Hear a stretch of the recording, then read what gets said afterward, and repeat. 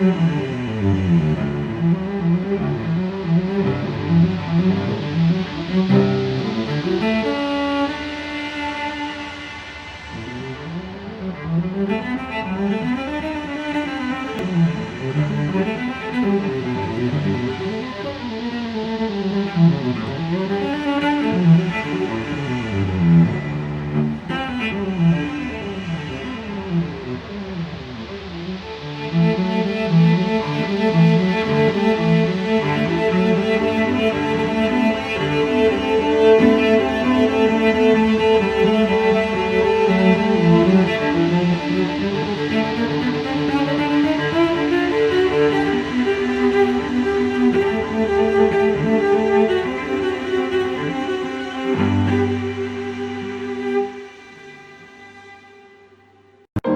วิธีในการเฮ็ดจิตใจให้สงบและสบาย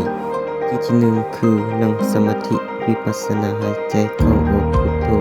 วิธีที่2คือคิดบวกวิธีที่3มีจิตใจกว้างขวางช่วยเหลือคนอื่นวิธีที่4คือออกกำลังกายระบายอารมณ์ให้มีแต่ความสงบสุข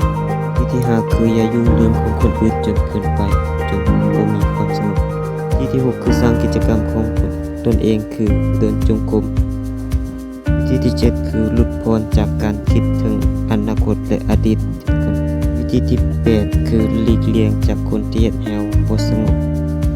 วิธีที่9คือรักษาคนที่เรารักที่สุดและให้เขาอยู่โดดเดี่ยววิธีที่10คือปฏิบัติดีและรู้ตัวเองฉะนั้นควรอยู่กับปัจจุบัน